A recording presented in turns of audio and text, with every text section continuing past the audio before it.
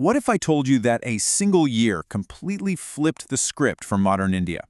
We're talking about a moment of crisis so intense that it forced a total transformation, one you can literally feel in your pocket today.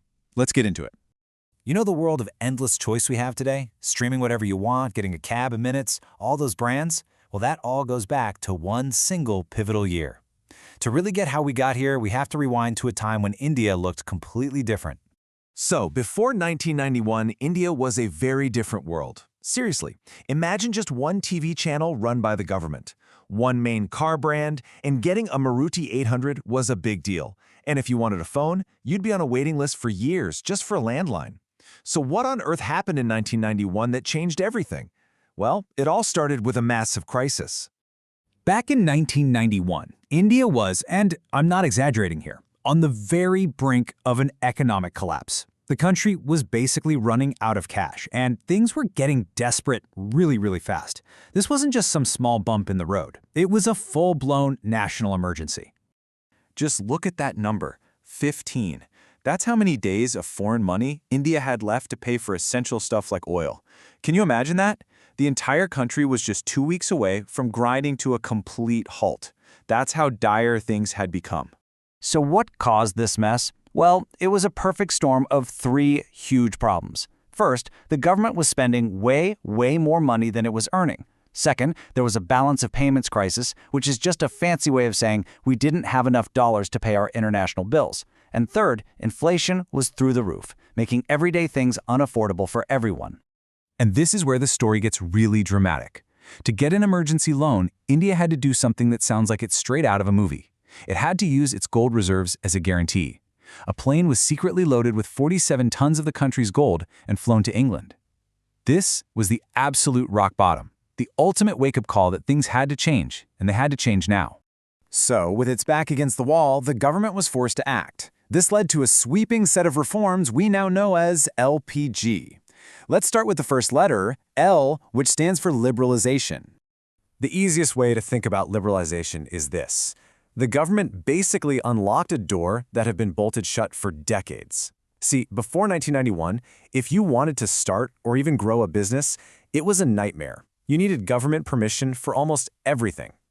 Liberalization was all about getting rid of those locks and cutting through all that red tape. This whole system of control had a name, the License Raj, and liberalization took a sledgehammer to it. Most of the rules about industrial licenses were just thrown out. Those super high taxes on foreign goods, they were slashed, bringing in more competition. And, maybe most importantly, foreign companies were finally invited to come and invest in India. Okay, so the door is unlocked. What's next? Well, now you got to rethink who's running the businesses inside. And that brings us to the second letter in our framework, P, for privatization. Privatization was a huge mental shift. For years, the government had owned and run tons of companies. Now it started selling its ownership in them, inviting private companies to step in. The big reason? A lot of these government-run businesses were super inefficient and were losing massive amounts of money. It was time to let some private friends, so to speak, help run things better. A perfect example of this is in the world of telecom. For years, the big player was the government-owned BSNL. Then, private companies like Jio entered the scene. And what happened? A complete revolution in mobile and internet access. That's the power of private competition in action. And if you want another huge, really recent example, look no further than Air India. The national airline had been losing money for years. So under this privatization policy, the government sold it back to the Tata Group, its original founders, in 2022. This was a landmark deal, a massive symbol of India's new economic path. Now, a key term you'll hear alongside privatization is disinvestment. It's a little bit different. Disinvestment is when the government sells off some of its shares in a company, but not the whole thing. This way, it reduces its control and raises money, but without a complete sale. So, the economy's been unlocked with liberalization, and we've brought in private players through privatization.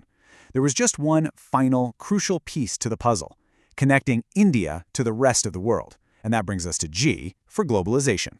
Globalization is exactly what it sounds like, opening India's doors to the entire planet. It was a two-way street. Indian companies could finally go out and compete on the world stage, and international companies could bring their products, tech, and money into India. This is how we all got connected for everything from our favorite apps to our favorite snacks. So how did this happen? Well, mainly in three ways. First, India rolled out the welcome mat for multinational corporations, the big guys like McDonald's and Apple.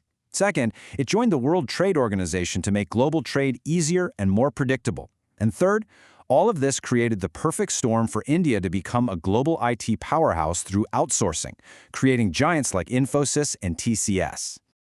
Okay, I know this all might sound like high-level, boring economic policy, but the truth is, the impact of these 1991 reforms is right there in your pocket, probably on the device you're holding right now. Seriously, think about it. Shopping on Amazon, watching YouTube, ordering from Zomato, hailing an Uber. None of this would be possible in India without the globalization that kicked off in 1991. These are all global companies that can operate here because those doors were finally opened. So when you boil it all down, the 1991 reforms were a three-step revolution.